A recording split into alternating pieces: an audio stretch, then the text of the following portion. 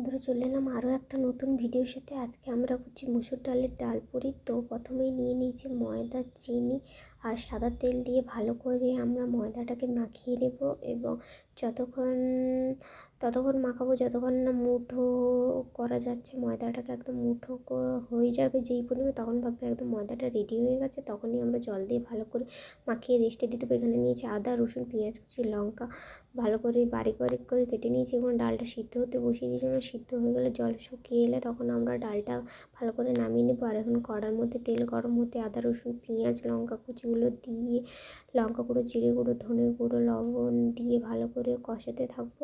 কষানো হয়ে গেলে আমরা সিদ্ধ করে রাখা ডালটা দিয়ে ভালো করে ডালটার সাথে মশলাগুলোকে কষাবো এবং কষিয়ে যে ডালের মধ্যে জলটা শুকিয়ে আসলে তখন দেখবে কড়াইতে হালকা হালকা করে লেগে যাচ্ছে এবং তারপরেও আরেকটু কষাবে যতক্ষণ না একদম ঝুরঝুরে হয়ে যাচ্ছে। যখনই দেখবে ঝুরঝুরে হয়ে গেছে তখনই ভাববে একদম ডালটা পুরের জন্য রেডি হয়ে গেছে।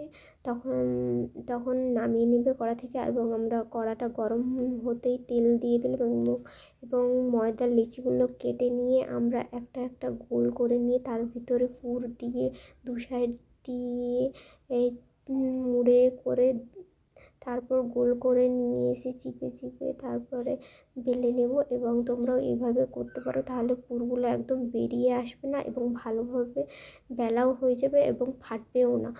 তো আমরা এইভাবে করলাম সবগুলো, তোমরাও এইভাবে করতে পারো। আর তোমরা এভাবে করে জানাতে পারো কেমন লাগলো। অনেকে তো অনেক রকম ডাল পুরি খেয়েছে, আজকে আমরা প্রথমবার তোমাদের সাথে শেয়ার করলাম মুসুর ডালের ডাল পুরি। আর কেমন লাগলো অবশ্যই জানিও।